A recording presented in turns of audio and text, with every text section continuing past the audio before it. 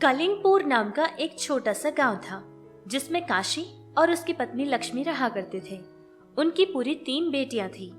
काशी और लक्ष्मी हमेशा से ही एक लड़के के पैदा होने का इंतजार कर रहे थे। इसी इंतजार में उन लोगों ने 3 लड़कियों को जन्म दे दिया था। अब उनकी इतनी ज्यादा भी हैसियत नहीं थी कि बहुत सारे बच्चों की परवरिश वो कर सके, इसलिए उन्होंने 3 बेटियों से ही अपना जीवन का गुजारा करना शुरू किया था। बड़ी बेटी का नाम स्नेहा था, दूसरी बेटी 8 साल की थी और उसका नाम संध्या था, और तीसरी बेटी जिसका नाम सुमित्रा था वो लड़की 4 साल की थी। संध्या 10वीं क्लास तक पढ़कर अपनी पढ़ाई को रोक देती है क्योंकि घर की जिम्मेदारी भी उसकी होती थी। लक्ष्मी कुछ घरों में काम करने के लिए जाती तो उसका पिता काशी रिक्शा चलाने का काम करता था। अब घर में दोनों छोटी बहनों की सारी जिम्मेदारी स्नेहा की ही होती थी। एक दिन की बात है कि भागता हुआ काशी घर में आता है और घर का दरवाजा लगाकर अपनी बेटी से कहता है, स्नेहा, बेटी स्नेहा, अगर घर पे कोई आए और पूछे कि पिताजी कहाँ हैं, तो उनसे कहना कि पिताजी काम पर गए हुए हैं, बाद में वापस आ जाएंगे। इतनी बात कहकर वो जाकर छिप जाता है। वो जाकर छिप ही रहा था कि इधर दरवाजे पर 2 आदमी आकर दरवाजा खटखटाने लगे। ये सारी जोर जोर की आवाजें सुनकर छोटी सी बच्ची सुमित्रा रोने लगी, लेकिन अंदर खड़ा छिपकर काशी सब कुछ देख रहा था। तभी उसकी बड़ी बेटी वहां आ जाती है और दरवाजा खोलती है। पिताजी? हाँ, पिताजी तो काम पर गए हुए हैं ना, आप लोग बाद में आ जाइए, हमारे पिताजी आपको मिल जाएंगे। स्नेहा की कही ये बात सुनकर वो लोग कहने लगे कि तुम्हारे पिता की तरह तुम भी झूठ बहुत अच्छे से बोल रही हो। हमारे पास पैसा लिए पूरे 2 साल गुजर गए हैं, उसने तो पैसे हमको लौटाए ही नहीं और पूछने पर घर में आकर छिप जाता है। फिर इतनी बात कहकर जोर जोर से चिल्लाने लगे कि अगर तुम बाहर नहीं आओगे तो हम कुछ और तरीका अपनाएंगे जिससे तुम्हें बाद में पछताना पड़ेगा।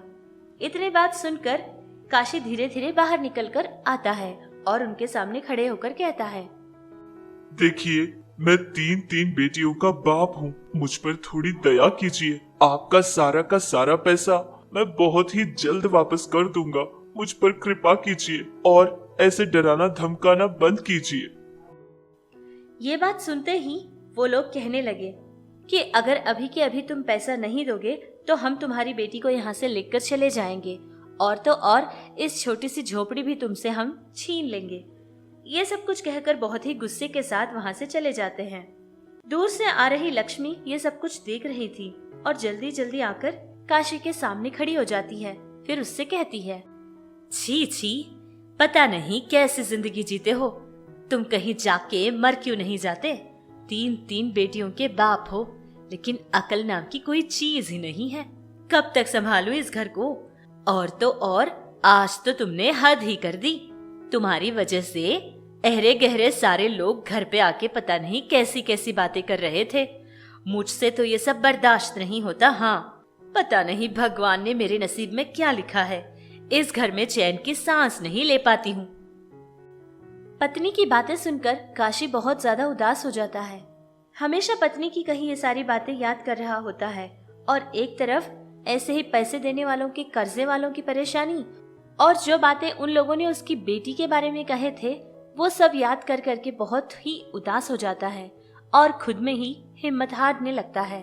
फिर एक काम वो सोच लेता है कि ऐसी जिंदगी जीने से बेहतर है कि वो अपनी जान ही दे दे।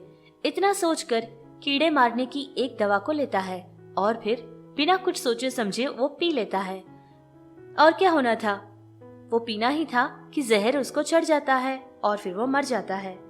अब उनके घर को सहारा देने वाला कोई मर्द नहीं था। लक्ष्मी पूरी तरह से टूट जाती है क्योंकि उसके यहाँ पूरी 3 लड़कियां थीं। उनकी सारी की सारी जिम्मेदारी अब सिर्फ लक्ष्मी के कंधों पर आ गई थी। वो बैठी ऐसे ही एक जगह रोने लगी। तभी उसके पास उसकी दूसरी बेटी संध्या पहुंच जाती है और माँ से कहती है, माँ, क्या हुआ माँ? तुम ऐसे उदास क्यों बैठी हो? वैसे माँ, मुझे बहुत भूख लगी है माँ, खाने के लिए कुछ दो ना। बेटी की ये बात सुनकर लक्ष्मी बहुत ज्यादा रोने लगी, क्योंकि वो बेचारी मजबूर थी। बच्चों की भूख भी वो मिटा नहीं पाती थी। तभी उसके पास उसकी बड़ी बेटी स्नेहा पहुंच जाती है और माँ को दिलासा देती है। कहती है कि वो परेशान बिल्कुल न हो, क्योंकि अब वो भी कुछ काम करेगी। माँ ने इस बात के लिए इनकार कर दिया था। तब जाके स्नेहा ने कहा था कि माँ, तुम जब बाहर काम के लिए जाती थी और पिताजी रिक्शा चलाने के लिए जाते थे, तब दोनों बहनों को मैं ही संभाल लिया करती थी। आज के बाद भी मैं ऐसे ही उनका पूरा ख्याल रखूंगी। तुम इनके बारे में बिल्कुल चिंता मत करना। इतना कहकर दूसरे दिन सुबह को संध्या को वो घर में छोड़ देती है और छोटी बहन सुमित्रा को अपने साथ लेकर कहीं बाहर जाती है। स्नेहा ने सोचा था कि उसको कोई काम चाहिए। अगर कोई काम मिलेगा तो वो उस काम को करेगी और परिवार का थोड़ा बहुत साथ देगी। इतना सोचकर छोटी सी बच्ची को लेकर स्नेहा बहुत जगह जाती है और काम मांगती है, लेकिन उस बेचारी की किस्मत ही फूटी हुई थी। कहीं भी कोई भी काम उसको नहीं मिलता है, जिससे वो बहुत थक जाती है। और ठीक तभी सुमित्रा यानी कि छोटी सी थी, जिसको भूख लग जाती है और भूख के मारे वो छोटी सी बच्ची जोर जोर से रोने लगती है। उसका ये रोना देखकर स्नेहा बेचारी कुछ नहीं कर पाई थी। घबराती हुई घर पहुंचने का सोचती है। वो दोनों वापस आ रहे थे कि एक जगह एक छोटी सी बिरयानी का ठेला लगा हुआ था और उसने देखा कि उस जगह पर बहुत सारे लोग खड़े बिरयानी खरीद कर खा रहे थे। इतना देखकर उसने ठान लिया था कि अब वो भी बिरयानी बनाने का ही कोई काम करेगी।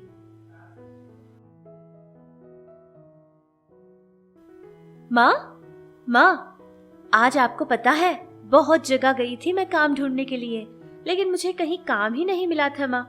फिर आते समय मैंने देखा कि एक जगह एक छोटा सा ठेला लगा हुआ था। वहां जाकर मैंने देखा कि एक आदमी बिरयानी बनाकर बेचने लगा और पता है कितने लोग जमा हुए थे वहां पर। और तो और माँ, मैंने वो बिरयानी कैसे बनाते हैं वो भी देख लिया था। माँ, हम भी ऐसे कुछ करने की कोशिश करते हैं माँ। वैसे तुमने मुझे खाना बनाना तो कब का सिखा दिया था, लेकिन ये बिरयानी का काम थोड़ा सा नया लगेगा, लेकिन मैं कर लूंगी माँ। अरे बेटी, तेरी ये सोच तो बहुत अच्छी है, लेकिन बिरयानी का ठेला लगाना कोई मामूली सी बात नहीं है ना। इतना पैसा हम कहाँ से लेकर आएंगे। वैसे भी रहने दे बेटी, ये सब काम करने की तुझे कोई जरूरत नहीं है, मैं ही कोई और काम कर लूंगी। अरे माँ, तुम इतना परेशान क्यों होती हो माँ? बिरयानी बेचने के लिए कोई ठेला ही लगाने की कोई जरूरत नहीं है माँ। हमारे ही घर में बेकार पड़े कुछ डिब्बे होते हैं ना, मैं उसका इस्तेमाल करूंगी माँ, और बनाई हुई बिरयानी को उन्हीं डब्बों में डालकर बेचूंगी।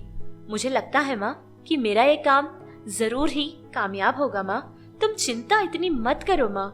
और हाँ, एक और बात, बिरयानी के साथ हम 2-3 तरह के अलग अलग अचार बनाकर रखेंगे माँ, क्योंकि बिरयानी के साथ अचार खाना ये बहुत ही नया स्टाइल है माँ। शायद लोगों को पसंद आ जाए। और हाँ माँ, ये सब करने के लिए हमें बहुत कम पैसा लगेगा माँ। बिरयानी बनाने के लिए चावल चाहिए और बर्तन के लिए वही जो कागज के मिलते हैं ना, उससे भी हम काम चला लेंगे माँ। अगर इतना पैसा रहेगा तो हमारा काम शुरू कर सकते हैं। ठीक है बेटी, फिर तो मैं तेरी पूरी सहायता करूंगी। मेरे पास मेरा मंगलसूत्र है, मैं इसको बेच दूंगी और जो तू सामान कहेगी मैं सारा का सारा लाकर तुझे दे दूंगी। अगर भगवान की कृपा होगी तो जैसा हमने सोचा था वैसा हो जाए। अगर सच में ऐसा हुआ तो मैं बहुत खुश हो जाऊंगी बेटी। और हाँ, अगर हमें अच्छे फायदे भी मिलेंगे ना, तो लोगों को पेट भर के बिरयानी खिलाएंगे। हाँ, इस तरह स्नेहा जैसा उसने सोचा था वैसे कर लिया था।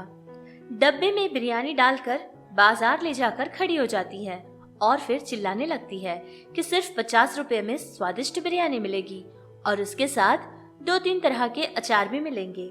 ये बात सुनकर लोग थोड़ा हैरान हो जाते हैं। सोचते हैं कि डब्बे की बिरयानी ये कैसी होगी। ये सोचकर वो खाने के लिए उसके पास आ जाते हैं। कुछ लोग उसके पास बिरयानी खरीदते भी हैं और खाते हैं। उनको वो बिरयानी बहुत अच्छी लगती है, क्योंकि उसके साथ अलग अलग तरह के और बहुत ज्यादा स्वादिष्ट अचार भी मिल रहे थे। लोगों ने उससे कहा था कि ये अचार और बिरयानी तो बहुत ज्यादा स्वादिष्ट है। धीरे धीरे बात कुछ ज्यादा कानों तक पहुंच गई थी, जिससे बहुत सारे लोग आकर स्नेहा से वो बिरयानी खरीदने लगे। देखते ही देखते 2 घंटे गुजर गए थे और सारी की सारी बिरयानी उसके पास बिक जाती है। जितना पैसा उसने खर्च किया था, स्नेहा को उससे दुगना फायदा भी मिला था। जिन पैसों को देखकर स्नेहा बहुत ज्यादा खुश हो जाती है और फिर घर जाकर अपनी माँ से ये सारी बात बताकर बहुत ज्यादा खुश होती है। माँ, तुम्हें पता है माँ, आज मैं बहुत खुश हूँ माँ, बहुत ज्यादा, क्योंकि सिर्फ 2 ही घंटों में बनाई सारी की सारी बिरयानी बिक चुकी है माँ। और तो और लोगों को पता है कितनी पसंद आई। सारे लोग कहने लगे बिरयानी के साथ साथ ये अचार भी बहुत ज्यादा स्वादिष्ट है। मैं आज सच में बहुत खुश हूँ माँ। ये लो माँ, ये सारे के सारे पैसे मैंने कमाए पैसे माँ। और हाँ माँ, इसमें से मैं कुछ पैसे रख लूंगी, क्योंकि कल के लिए बर्तन खरीदने हैं माँ। और कल के लिए पता है 30 बर्तन नहीं, पूरे 60 बर्तन खरीदूंगी। तब से लेकर स्नेहा रोजाना बिरयानी बनाती और भीड़ भाड़ वाली जगह पर जाकर खड़ी हो जाती थी। देखते ही देखते स्नेहा के पास बहुत ज्यादा लोग उसके रोजाना के ग्राहक बन जाते हैं। धीरे धीरे स्नेहा का काम बहुत ज्यादा चलने लगा और वो इस काम से बहुत खुश भी थी। अब स्नेहा की माँ लक्ष्मी भी अपना काम करना छोड़ देती है, क्योंकि स्नेहा अच्छे खासे पैसे कमा लिया करती थी। लक्ष्मी भी अपना काम छोड़कर स्नेहा की पूरी सहायता करती थी। दोनों छोटी बहनों को उन लोगों ने स्कूल में भी दाखिला करवा दिया था। एक बार की बात है, किसी 5 स्टार होटल वालों को ये बात मालूम पड़ती है कि एक छोटे से बिरयानी के ठेले के आगे पीछे सारे लोग ऐसे ही घूमते फिरते रहते हैं और वहाँ बहुत सारे लोग हमेशा ही जमा होकर रहते हैं। ये बात सुनकर उस होटल का मैनेजर भी वहाँ पहुँच जाता है। सोचता है कि आखिर इस बिरयानी में इतना क्या स्वाद होगा, देखता हूँ। इतना सोचकर वो भी बिरयानी खरीद कर खाता है। उस होटल के मैनेजर को भी उस बिरयानी का स्वाद बहुत ही ज्यादा अच्छा लगा था, जिससे वो खाकर खुश हो जाता है और पैसे देकर वापस अपनी होटल चले जाता है। वहाँ जाने के बाद उसके होटल में खाना बनाने वाले शेफ्स को ये सारी बात बता देता है कि एक सीधी साधी साधारण सी लड़की डब्बे में बिरयानी बनाकर बेच रही है और उसका काम भी बहुत ही बढ़िया तरीके से चल रहा है। इतनी बात सुनकर वो शेफ भी स्नेहा के होटल के यहाँ चला जाता है और स्नेहा से डब्बे की बिरयानी खरीद कर खाता है। उस आदमी को भी वो बिरयानी इतने स्वादिष्ट अचार के साथ बहुत अच्छी लगी थी, जिससे वो बहुत खुश हो जाता है और स्नेहा से कहता है, मैंने आपकी बनाई बिरयानी खाई थी और सच में बहुत ही ज्यादा स्वादिष्ट थी। और तो और आपने जो अचार बनाए थे वो तो कमाल के थे। क्या आप बता सकती हैं ये आपने कैसे बनाई? उस शेफ की ये बात सुनकर स्नेहा कहती है कि नहीं सर जी, ये तो मैं बिल्कुल सीधे साधे मसालों का इस्तेमाल करके बिरयानी बनाती हूँ और अचार भी कुछ ऐसे ही बन जाता है। मैं बहुत ज्यादा चीजें इसमें नहीं मिलाती हूँ। इतना कहकर वो जैसे खाना बनाती है सारा का सारा तरीका उस शेफ को समझा देती है और फिर वो शेफ भी दोबारा से अपने होटल पहुँचता है और जैसा स्नेहा ने समझाया था वैसा ही बनाने की पूरी कोशिश करता है। लेकिन फिर भी जैसा स्वाद स्नेहा के बनाए खाने में था वैसा इसके पास नहीं था, जिस वजह से दोबारा से स्नेहा के पास पहुंच जाता है और फिर उससे कहता है, मैंने जैसे आपने कही थी वैसे ही बिरयानी बनाने की पूरी कोशिश की थी, लेकिन सच मानिए जो स्वाद आपके बनाने से आता है वो तो आया ही नहीं था। हमारे होटल के मैनेजमेंट से ये बात मैंने कही थी और वो चाहते हैं कि आपकी बनाई डब्बे की बिरयानी का स्वाद वो भी चखे। तो मैं चाहता हूँ कि आप मेरे साथ होटल आ जाए और फिर वहाँ आकर बिरयानी बनाकर हमारे सारे स्टाफ को खिलाएं, फिर वो लोग भी खुश हो जाएंगे। और हाँ, अगर आपको पसंद हो तो आप अपना ये काम छोड़कर हमारे होटल में काम कर सकती हैं। इसके लिए आप जितना पैसा मांगेगी हम आपको देंगे और वहाँ आपको तरह तरह के नए नए पकवान भी सीखने को मिलेंगे। अगर आपको ये सब बातों में दिलचस्पी है तो आप हमारे होटल आ सकती हैं। इसका आपको बहुत ज्यादा ही फायदा मिलेगा। इस बात को लेकर स्नेहा और उसकी माँ लक्ष्मी शुरू में तो बहुत डर जाते हैं, लेकिन फिर बाद में उनको ये बात पता चलती है कि इस तरह से काम करने और सीखने में उनकी बहुत ज्यादा बड़ाई होगी और उनको नए नए तरीके के पकवान बनाना भी आ जाएगा, जिससे वो लोग इस ऑफर को मान लेते हैं। और उस दिन से लेकर लक्ष्मी घर में बैठकर घर का सारा काम संभाल लिया करती थी और स्नेहा होटल में काम करती हुई दूसरे नए नए कुकिंग के कोर्सेज भी ज्वाइन कर लेती है, जिससे वो तरह तरह के अलग अलग पकवान भी सीखती थी और अपनी पढ़ाई भी पूरी करती थी। स्नेहा की दोनों छोटी बहनें सुमित्रा और संध्या भी अच्छे अच्छे स्कूल में अपनी पढ़ाई करने लगे। धीरे धीरे वक्त बदलता गया और स्नेहा ने बहुत ज्यादा तरक्की भी कर ली थी। अब उनके पास अपना एक बहुत अच्छा सा मकान भी बन गया था। स्नेहा जो भी काम करती थी वो पूरे मन से करती थी। उसकी लगन हमेशा सच्ची होती थी, जिससे जो भी काम करती उसमें हमेशा कामयाब हुआ करती थी। इस तरह लक्ष्मी और उसकी तीनों बेटियों की जिंदगियां खुशी खुशी गुजरने लगी। इतना ही नहीं, स्नेहा हमेशा से ही गरीब बच्चे और अनाथ बच्चों की पूरी सहायता करती थी। जो बड़ी लड़कियां होती थी उनको बिना ही पैसे लिए मुफ्त में सारे पकवान सिखाती थी। स्नेहा हमेशा से ही सोचती थी कि लड़कियां भी अपने पैरों पर खड़ी होनी चाहिए, क्योंकि पता नहीं जिंदगी में कौन सा वक्त कैसे बदल जाएगा। उनको हर वक्त तैयार रहना चाहिए।